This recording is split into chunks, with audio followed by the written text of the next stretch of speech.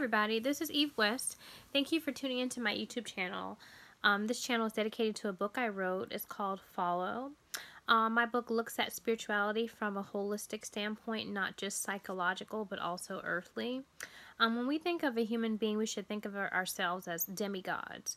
A demigod is part God, part human, so to speak. And so a part of us, focuses on the psychological, what I call the right-brained intuitive aspect of a person, which is Eve. And so that part of us is the, intuitive, creative, loving, kind, caring, compassionate aspect of ourselves. And an imbalanced state, it could be very much hateful. And, it could very much be in a devolved state, the more polarized that you are. But typically, if it's in a healthy state of mind, Eve is very, just connected. Eve is the energy that represents the interconnectedness of the all, an integrated energy. Whereas the earthly, the left brain, which is Adam, or similar to what you would think of as Adam in the book of Genesis, if you will, in the Bible. Adam is about the reptilian brain. It's about the five senses, which you can see, taste, touch, smell, and hear. And so it's about, the material and gratification and that type of thing.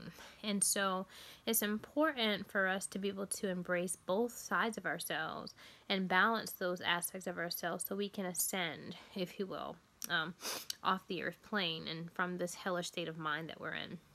So the last video that I did was a part 1 of the false light.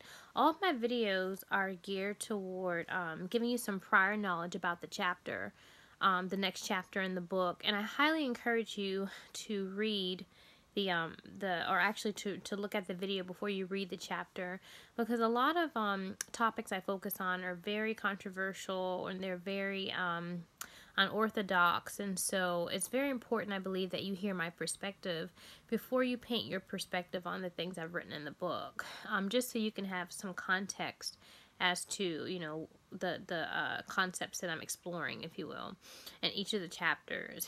In the first part of this video, part 1 of the false light, I pretty much just talked about having an exacerbated right brain aspect to myself, and how balance is very important.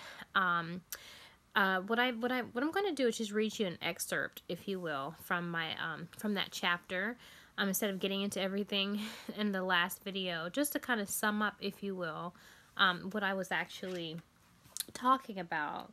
And so I start off the false light by saying that accessing higher dimensions of the mind is a traumatic and frightening ordeal for the ego. True light is knowledge that destroys the separation between the ego and the all. And since I was groomed to be a very feminine, dominant ego since birth, many of the mind torture tactics that I experienced during crucifixion sought to exacerbate that feminine energy even more. This imbalance resulted in a nervous breakdown. Remember, the right brain symbolizes the etheric, spiritual, psychological mind, and if one pushes the intellect to a certain point, a person will crack up. In other words, the consciousness will become fractured.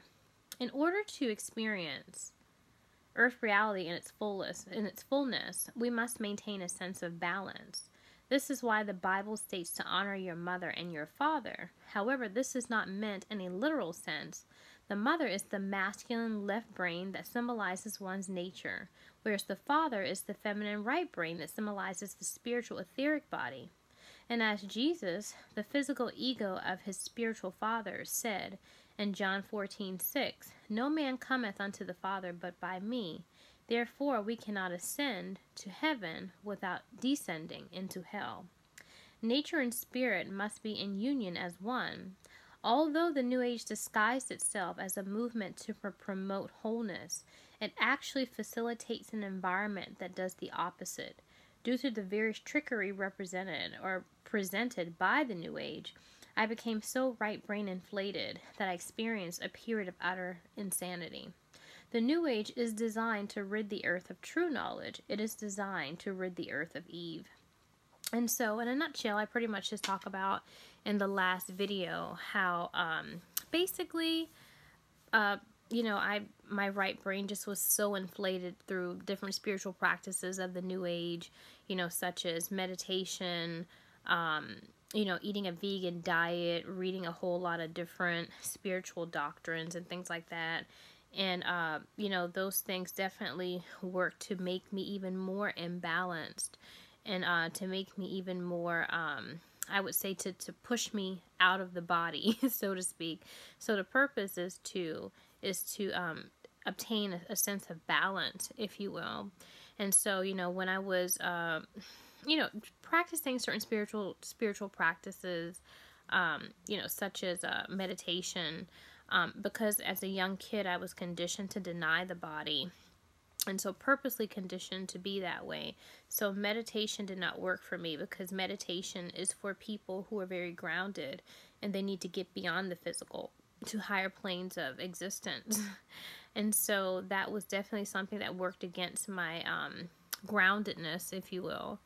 And certain things that we do in the new age, it's not necessarily for our good if we're already a feminine right brain exacerbated ego. Eating vegan was also another thing that was a detriment to my spiritual growth in a holistic way. There's a lot of life force in vegetables, and so when you're super grounded, it's good to actually eat a lot of vegetables to push you into those etheric, right-brained aspects of yourself. But if you're already there, I was born with my upper chakras already, activated, then it worked against me. And so I felt my energy actually bleeding out of my body. And not only that, but it took me into a psychic realm, if you will. Whereas I didn't experience people superficially anymore. I experienced people in a very energetic way. And so there was a whole lot of information that I had to process on my computer, which is the mind. And so it was very difficult to be within a body and then to encounter people on an energetic level. We have two sides of ourselves. We have a mask that we show to the world, and then we have an unconscious self.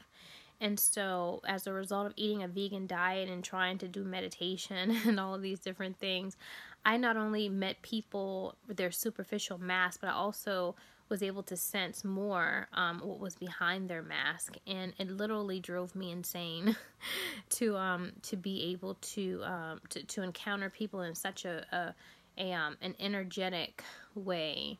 And also it made people quite uncomfortable to be around me as well. Because whenever you have a bright light in a dark place, everyone sees your light. And so, if there are things about you that you're trying to hide, a being like me is definitely a threat. And so, people would intuitively, innately sense, she knows my secret, so to speak. And so Eve is definitely hunted within this realm. Because this realm, what I call hell, that's why we say hello, is based upon illusion, it's based upon glamour, it's based upon lies, all the constructs of the matrix, whether you think about media and entertainment, education, religion, everything, government itself, everything is to uphold the lies of this, the underworld is what I call it. And so whenever you have someone that sees past the constructs of that, uphold the matrix, that person is public enemy number one, so to speak. And so I definitely, during this time, being, pushed into in a more feminine, exacerbated aspect of myself, seeing the world from not just a superficial but energetic point of view, definitely caused a whole lot of suffering. The New Age calls it the awakening, but I call it the crucifixion. I like to refer to it as the crucifixion, which is what my Christian religious programming is. And so I pretty much just left off with, the fact that I was, practicing certain doctrines, and one of them was very detrimental to my spiritual growth. In fact, I talk a lot about my book about spiritual or psychological splits. And so when I started doing A Course in Miracles, it definitely created a psychological split within me. A Course in Miracles is a very insidious mind control weapon, in my opinion. I know there are others that, that praise A Course in Miracles and so forth, and, if that works for them, then that's fine, but I can only speak for myself.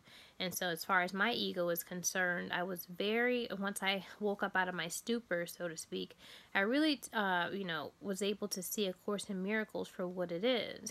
And, A Course in Miracles definitely facilitates an environment for one to have a split mind. And what does that mean? Well, a split mind, we have two aspects of our mind. We have a right brain, we have a left brain. And so whenever our mind is split, we are working against ourselves. The left brain and the right brain are working against itself. Like, for example, A Course in Miracles says that there's no specialness, that, everyone's the same. However, it says the Son of God is not the same, that the Son of God is, may look like everyone else, but is not like everyone else. And so that's the psychological split. In one sense, you're saying that, hey, you're not special, but in the other sense, you're saying that God's Son is special because you're not like everyone else. You might look like everyone else, but you're not. And so that creates a split. And, as far as thought is concerned as well, the Course teaches you that, you're not acting responsibly when you're taking ownership of your thought. However, throughout the Course, it tells you to think with the Holy Spirit. And if you don't side with the Holy Spirit, then you have certain ramifications for that. And so, making a decision is based upon thought. You have to have the thought first and the metaphysical to ground something into the physical. And so if all thoughts are, based upon a handler or God or what have you, if he's the one who orders the thought, then why are we being punished, if you will, for decisions that we have no control over in the physical? And so, there are just so many major contradictions. Overall, the whole book is about, God's Son not being guilty. And I agree with that. However, within the doctrine, there's so many, instances where the narrator is telling, the reader that you're guilty because you didn't think with the Holy Spirit, you didn't do this or do that, or you didn't side correctly, or you're not thinking right, or what have you. So the doctrine is really a very insidious weapon because it's intended to split the mind, tell you one thing, but then facilitate an environment for another, so to speak. And so this is what really, I would say, precipitated my breakdown. I also have been I was reading a book called The Complete Ascension Manual, the summer before my episode. And it really focused a lot on the Complete Ascension Manual, really focused upon initiations. And so, when you get into secret societies and Freemasonry and so forth, they talk about initiations and degrees, if you will. And so there were different tiers. I think there's like 3 or 4 tiers of initiations. And I became really brainwashed into believing that I was I was being initiated into the occult, into learning sacred knowledge, if you will. And, I started to walk out of my life on all levels. I stopped hanging out with my friends, and I was a workaholic in a way. I left work early to go meditate and to read the Course, and, just all facets of life, weren't really meaningful to me anymore. I became a seeker. Some people call it a seeker of truth, a seeker of knowledge. And so, I really stepped out of my life, and A Course in Miracles especially became just a part of me. It became a part of my everyday routine, so to speak.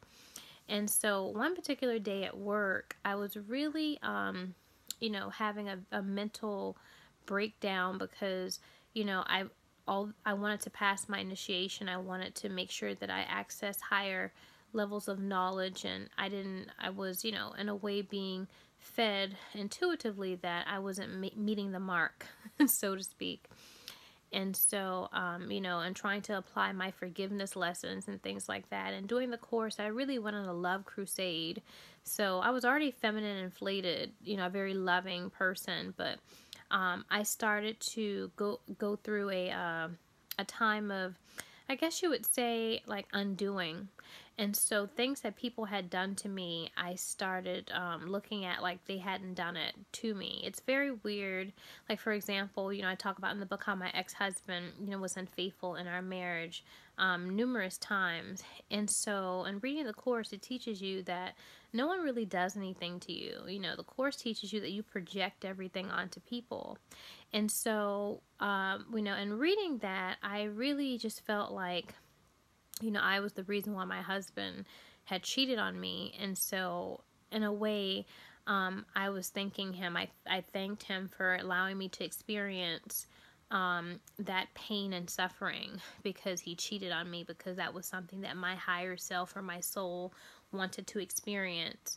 And so as a result, I forgave him for whatever he did not do. And so things that people, did to wrong me throughout my life, I really started to, just undo and just kind of free them from that karmic, I guess what you would call karmic entanglement, being abused when I was a child, the disagreements I had with my mother, just deceptions and things like that I encountered with friends. I really just decided to forgive everybody, and not just forgive people, but thank them for allowing me to experience pain in my life. And so really, A Course in Miracles is a way for God to kind of get to get off the hook, so to speak. The idea of God, it's like, you're the reason why. It's very odd, it's kind of like A Course in Miracles says that, since everything is a projection of you, you're responsible for it. So in a way, it was telling me, you're responsible for being sexually molested as a kid. And I really psychologically believe this doctrine. Like, I believe that I was the reason why I went through everything, and I wanted to experience that. And so that goes to show the level of brainwashing that I have reached in doing A Course in Miracles. And so I became just so feminine, so right brain psychological, that my consciousness just broke. It just broke one day. And, I just had like a moment, if you will. I felt the feeling to really apply A Course in Miracles to everything I did that day at work, that I had my nervous breakdown. And so I just broke from all the suffering, because I just felt like, I was at odds with myself and I just couldn't do it anymore. And on this particular day that I had a nervous breakdown, I just, wanted to, just embrace everyone as myself, all of my kids. And, I started to play with them and throw candy at them. And, and it was funny because, the thing about, our existence, when you learn about, earthly existence and the new age and so forth, this is just a dream. We call it Maya, or just a play of existence. And so the thing is that this particular day at work, when I had my nervous breakdown, I stepped out of my role as an ego.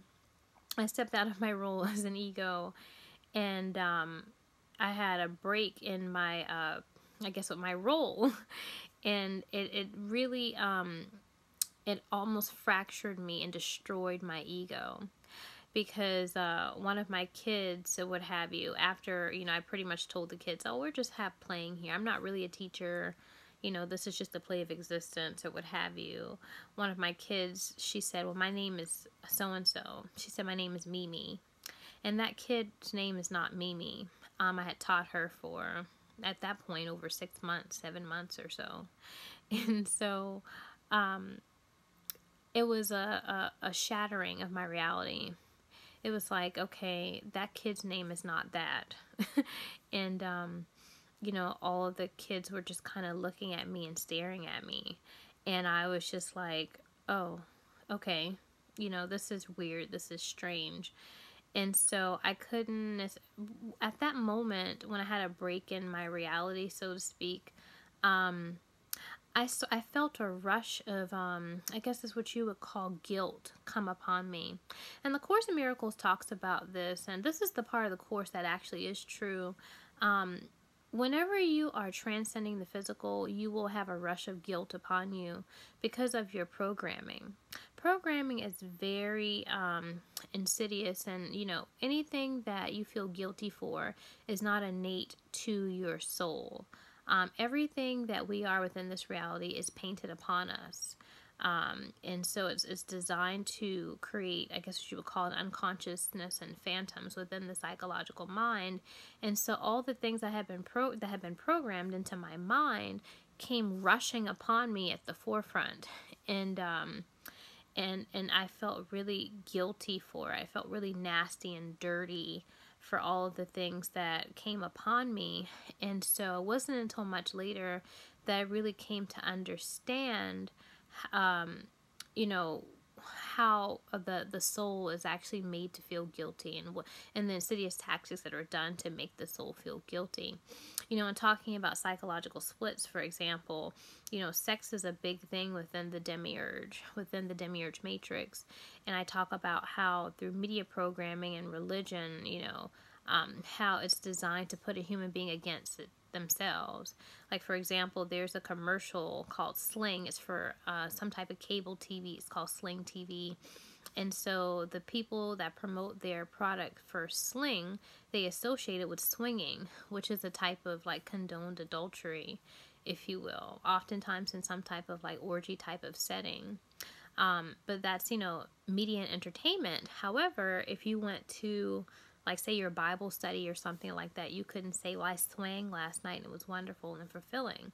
And so here it causes a psychological split, because in one instance, swinging is something that's very, tongue-in-cheek and just lighthearted and it's not a problem. Whereas in another setting, slinging would be something that's, shunned, if you will. It would be something that is considered bad and sinful. And so whenever you're doing that to the consciousness, you're putting a person against themselves. So they have two people within one body. It's very odd that way, but it is. Like, for example, you go to church and, you're, praising God. You're in church, you're praising God, and you're your spiritual, etheric self. But you go to the grocery store after church, to get some food to make Sunday dinner. And you're in line and you see the Cosmopolitan magazine, and Cosmopolitan are talking about how to give the best blowjob, and you just came from church. Although we don't think that these things affect us psychologically, in our unconscious they do, because we don't get a chance to determine what goes in the conscious and unconscious mind. Everything goes into the mind, whether you are consciously aware of it or not. That's why I talk about brain frequencies, and how if I took something and I flash it in front of you, you may not consciously be able to determine what it is within a beta brainwave frequency. But if I put you into a state of hypnosis, you would be able to tell me every single detail. And so that goes to show that our minds are not our own here. There are things in your mind that you are not aware of in a beta brainwave ego frequency. And so the person who shows you that information is God, because they know more about you than you know. They've put that information into your mind. And so when I had this break in consciousness at school that day, when I had my breakdown, and that I had a rush of guilt come upon me, I really started to feel all of those unconscious things that my handler had placed into my consciousness. And I automatically just felt like the government was after me. Like, I don't know, I had this really, and this, stems back from lifetimes, if you will, because, I represent a very feminine right brain aspect of a human being, which is a very psychic ability. Women back in the day were burned as witches, because to be a woman and be feminine is to be psychic. That's why women know, like, if their husband is cheating on them, they know if their husband is cheating on them, because they just know. It's a gut feeling. It's in the sacral aspect of them. They just know. And so women are more intuitive than men are, because they are, they're psychic. We have a psychic ability. But my psychic abilities are on, like, steroids, so to speak. And so I've been persecuted, if you will, by the government in other lifetimes. And, as a heretic, a witch, or whatever you want to call it, And so a lot of that karma was filtering over into this lifetime. And so I accessed another dimension, if you will, of my mind that had been, I believe, that had been hurt in other lifetimes of being persecuted and crucified. And so I just had to leave. Like, I just went totally ballistic and got all of my stuff that day at work, and I went to my apartment to get all my stuff together, grab my passport, collect all of my daughter's stuff as well. And I was going to take her with me. And I was really trying to debate whether I should take her with me or not. I was leaving the country, and it was just like a very chaotic time. And I talk in more detail about it in the book. I don't want to, go into every single detail, but it was this particular incident in terms of the false light in this chapter was just very traumatic for me. It's very difficult for me to talk about it because I don't know, it was just something that, I don't know, it was just like I just went totally insane because of the fact that I had been eating vegan, I had been, meditating, I had been reading A Course in Miracles and practicing, mind control doctrines that were insidiously, used against my already feminine right brain aspect of myself. All that stuff created even more of an imbalance. So you could say that, from the beginning, I was very much feminine, an imbalanced feminine ego. But the New Age doctrines and principles really kind of put a nail in my coffin. One thing in particular I want to bring up, though, in part 2 of False Light is numerology.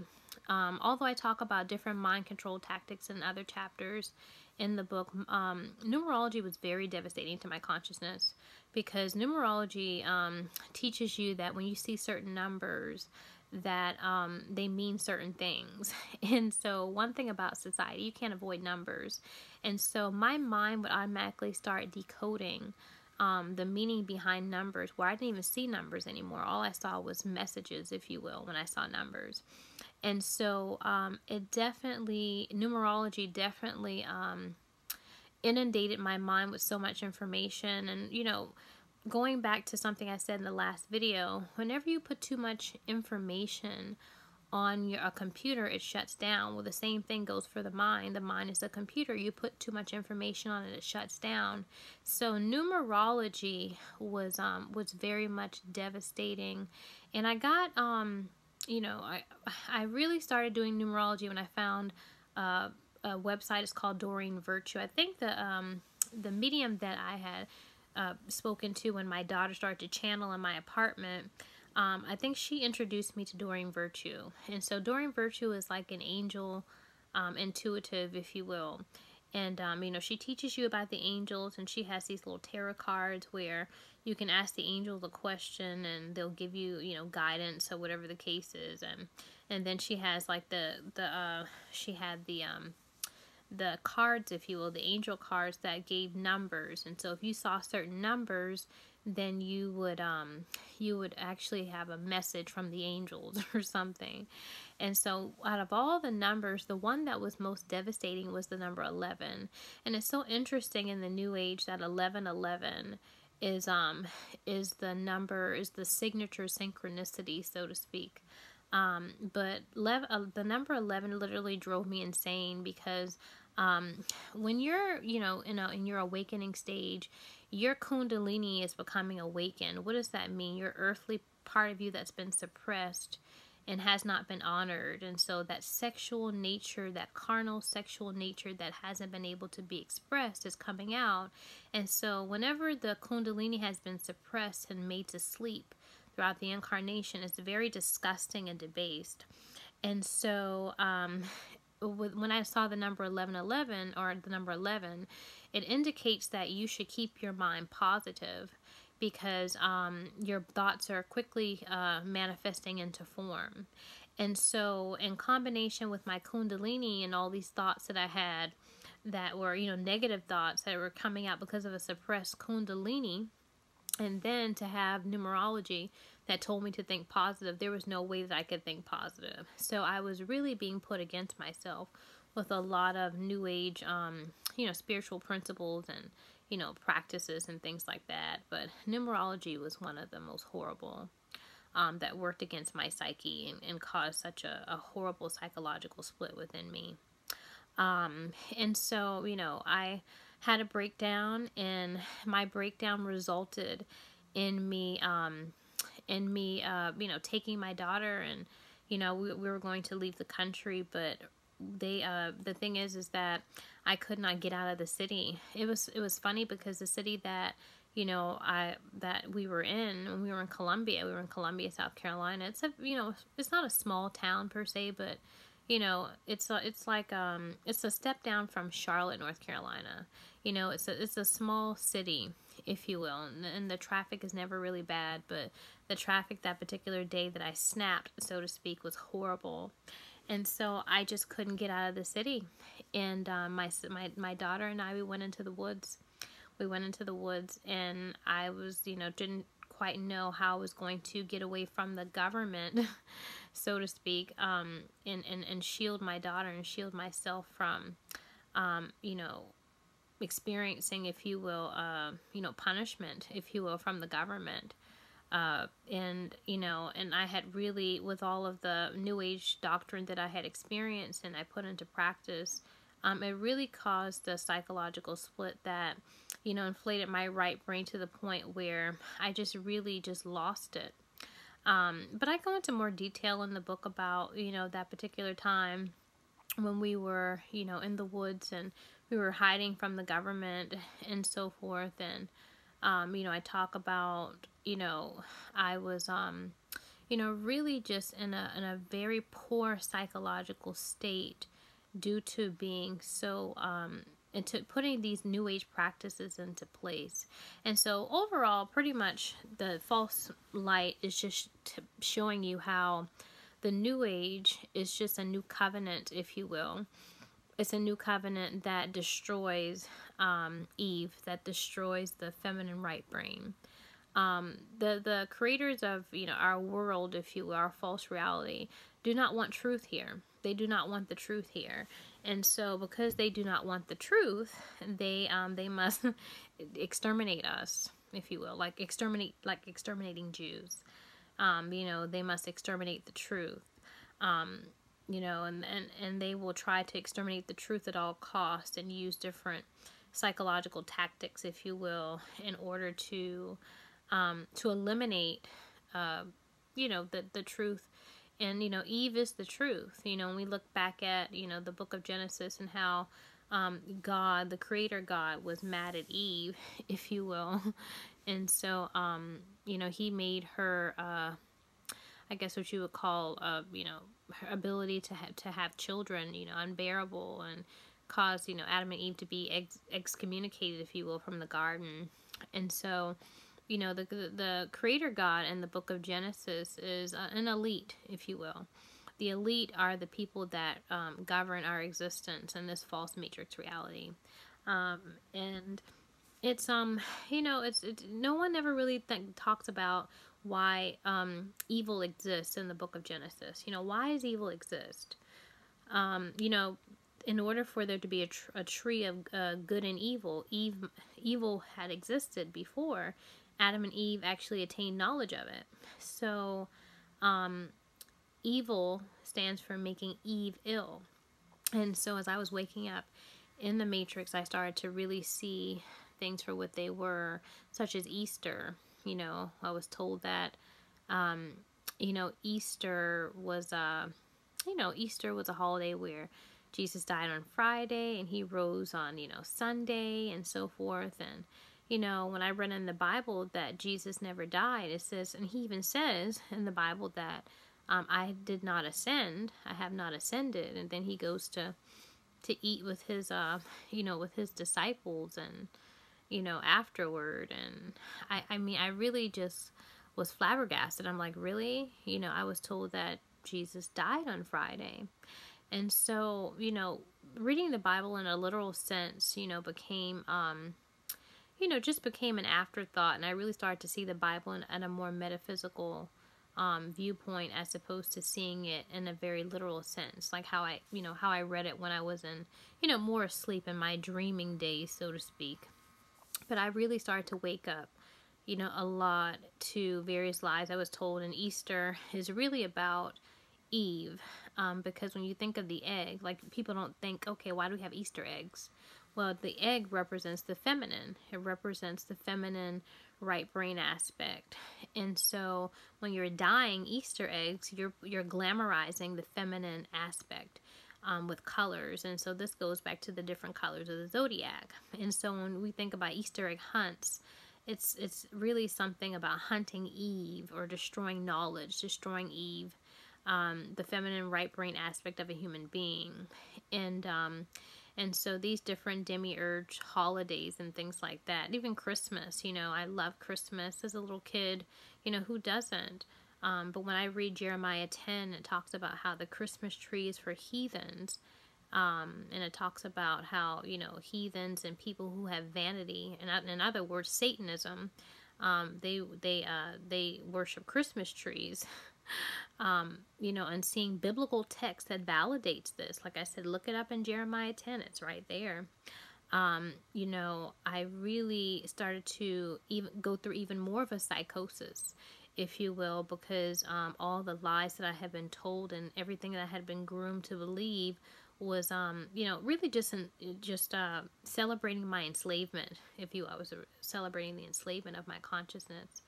And so this put me into a super duper depression.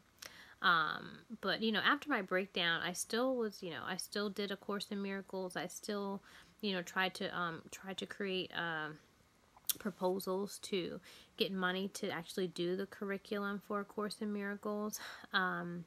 Just because, I was very much indoctrinated into the light worker, brainwashing. I was brainwashed to believe that I was here to save the earth, or whatever the case is, and to recycle. But light workers, although they promote recycling and stuff like that, like bottles and plastic, if you will, what they're really wanting you to do is recycle your soul. And they want you to sell your soul.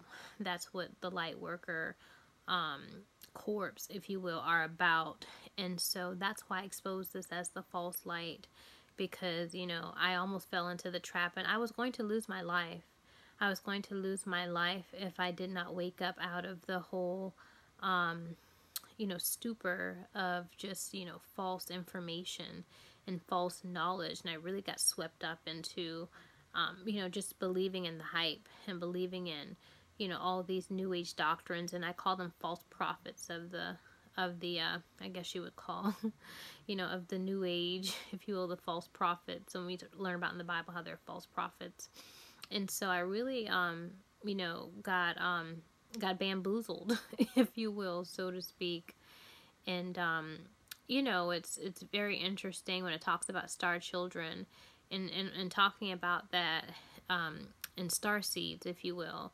It says that star seeds have a timer, if you will, on them. And so I definitely had a timer that woke me up. That was like, hey, you're not in Kansas anymore. Look at Christmas for what it is. Look at Easter for what it is. Look at the Bible in a metaphysical way for what it is. Look at the New Age doctrine. Look at, Course in Miracles, how it's splitting your mind. Look at this entire world and how it's, it's designed to create a split within your mind, so to make you at war with yourself. And so, I didn't really get a breakthrough until I met a man. His name, I don't know his name. He calls himself the Real Merkaba. And so he has a YouTube channel. It's called The Real Merkaba. And, the Real Merkaba is a profound teacher. I considered him to be like my Morpheus in my dream, or whatever. But he, Morpheus, not Morpheus, the Real Merkaba. I guess he doesn't have a name, so I don't really know what to call him. I call him the Real Merkaba. But, I consider him to be like a quantum physicist, if you will. A quantum physicist is someone who can quantify information for you. So whenever you're waking up, you really just don't, when you're waking up, you have to really have information spoon-fed to you, because in order to wake up the the etheric aspect of yourself, the super spiritual information that's locked within your DNA, you're going to have someone that kind of nudges you a little bit. So he's a good nudger, and he's a good, you know, he quantifies information in a way that allows you to see through the information, so to speak. You know, he really is a Merkaba, because he's able to unlock the information. And so, you know, I know I wouldn't be sitting here today if it weren't for him. So, you know, mad props to, you know, the real Merkaba. And, you know, he has a wealth of, you know, information that, that will save you. That will save you. And that will, just allow you to see things for what they are. And to, and not to be bamboozled. And, you know, to be, you know, just drowning in illusions. You know, I was really drowning in illusions, and not knowing what direction to go, until I, you know, found his YouTube channel. And, you know, he's a really good teacher. He takes you through the Bible, you know, bit by bit. He, you know, he's, like I said, you know, he's able to really take metaphysical principles and quantify them, so you can really understand. So, you know, I didn't really start to, you know, wake up until I found him. But, you know, it was just very interesting after my breakdown, and, you know, how, you know, I was trying to pick up the pieces and trying to figure out how to move on with life. And, you know, I had lost custody of my daughter, so talk about that. And, or actually not lost custody, but I had to give temporary custody over to my ex-husband. And so, you know, I was in a fight to kind of get my daughter back. And, you know, I was encouraged by my sister and my ex-husband to go back to work, you know, and finish out the school year. But I knew that was you know, the wrong decision. Within myself, I felt it was the wrong decision, because I felt like work had caused my psychosis. I had a lot to do with it, the environment that, you know, my nervous breakdown happened. So all of those feelings, of course, came back, when I returned to work. And, I don't know, you know, a lot of my synchronicities became stronger. You know, I started to experience even more synchronicities, even more energetic attacks, despite the fact that, you know, I went back to eating a regular diet at that point. And, you know, it was just very unbearable, very difficult, very hard for me to reconcile a superficial way of being to a very energetic, etheric way of being. And, you know, it wasn't until one day I found an article about mind control that really helped me to deal with a lot of the thoughts that was rushing upon me as a result of having a very suppressed sacral. And so, you know, when we think of the sacral, we think of the earthly. Like I talked about in my last video, how the earthly aspect of us is always suppressed in the demiurge, in the demiurge matrix. You know, the body is sinful. The fact that we have to wear clothes signifies that the body is sinful. It's teaching you that. And so, you know, religion especially is a construct that teaches you that the body is sinful. You know, for example, if you look at the word Christianity or Christian, you know, the shun, I-A-N, the suffix of Christian means variant of or part of. And so Christianity is just a part of Christ. You know, spirituality, the etheric part of a human being, is not the only part. You also have an earthly part. And I talk about how, you know, when you're super spiritual, like, you know, in the Catholic Church where they, you know, rape and molest little kids and, or, you know, have sex with the nuns, or, you know, when you see, you know, examples of super spiritual people, devout, like the Duggards, 19 kids and counting, you know, they're super spiritual people, but they had like some scandal with sexual abuse in the family, and many of the kids were sexually abused. It goes to show how when you're pushing, and you're inflating the feminine aspect of yourself, your sacral will come back, but it will come back in very nasty, debased, and disgusting ways. And so, you know, I really had a whole lot of thoughts, if you will, that reflected the disgusting and debased aspect of my sacral self. And when I came across an article about mind control, it talks about how you should go with your thoughts. That, you know, the brain works in a very interesting way. You know, if you're trying to stop something, you have to think about what you're trying to stop. And so if you're trying to stop a thought, you have to think about it. But if you just kind of go with the thought, it kind of loses its effect, if you will. It nullifies the effect. You're going with it. You're dissipating it. You're exorcising that demon, so to speak. And so, you know, really reading that article was a godsend, if you will. And I went to, you know, Atlanta to be with my daughter at that time. She was with her dad, and I was going to be making more money in Atlanta as a teacher, but it was an utter disaster going to Atlanta. You know, I had everything planned out, you know, perfectly, but like they say, you make plans and God laughs. And so he really did have a good laugh off of me. And I, you know, I really just didn't know where to turn. And I decided to write a book and to create a campaign at that point. I think that there was a whole lot happening in the world, especially with race relations, like Ferguson. Like there was like this issue in Ferguson where a black male was gunned down. And there was like another incident where something happened somewhere else, where there's just, you know, too many instances where black men were being killed. And so I just felt appalled, if you will, at what was happening in the world. And you know, I tried to take a stand and create a campaign, but no one supported the campaign. And so, you know, I sat back and I thought, you know, I'm going in the direction that God wants me to go in and fight for the world, so to speak. And I still had that light worker brainwashing in my unconscious.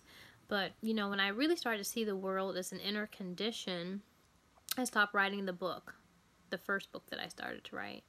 And I really tried to reconcile myself with the world in a way by embracing my shadows and doing shadow work. And so I talk a lot more about shadows later on in the book. But, you know, shadow is just an unconscious aspect of us. Like I talked about in other videos, it's the mind is composed of everything. So whatever you love, you also hate that in another dimension. You have to have the dualistic opposite aspect of yourself. So, so when I saw things happening in the world, you know, I realized that they were a part of me as well. And so I tried to embrace my shadows, and I definitely got kicked in the face, I feel, so to speak, in many ways, in trying to embrace and integrate this aspect of myself that I did not know. So it was just very difficult time for me, if you will, when it comes to the false light. But, you know, eventually I was just able to, you know, just get past, if you will, trying to reconcile the conscious and the unconscious, because the unconscious and the unconscious are what I call, you know, they're false aspects of a self. You know, in order to create an unconscious mind, you have to have a restriction within your physical. What does that mean? You know, often, like I talk about in some of my videos, how I'm a prostitute on the astral plane. And so some people are like, well, you know, may ask the question, how did you become a prostitute on the astral plane? But the thing is that, you know, when you're in the physical and your earthly sexual nature is suppressed so much, then you have to release that in another dimension. And so the astral is where I find release of this sexual nature that's depressed within the physical. So, you know, the thing is that means that this super duper saintly, you know, ego that's talking to you on this video is a false self, due to repression under the law. And also the unconscious aspect of myself that I will meet when I go to sleep at night, tonight, is also a false self. Because if it weren't for the restrictive aspect within the physical, it would not be a horny devil in the astral. And so the restriction causes a difference between the ego, the physical conscious ego, and the unconscious God, if you will, that lives in another dimension.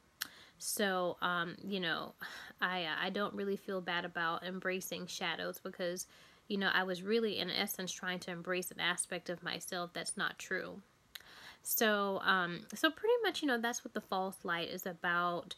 You know, like I said, out of all the chapters, I really think that, you know, hearing my voice and getting some prior knowledge about the false light will help you to have a little bit, context and understanding, if you will. And how a very exacerbated feminine right brain can really cause a huge imbalance that could cause a type of psychosis, if you will. And so I was able to, you know, get myself back on track, so to speak, to really finish this race that that I've embarked on, this spiritual path that I've decided and I've contracted to walk, if you will. So thank you, you know, for watching, guys, and I will see you in my next video.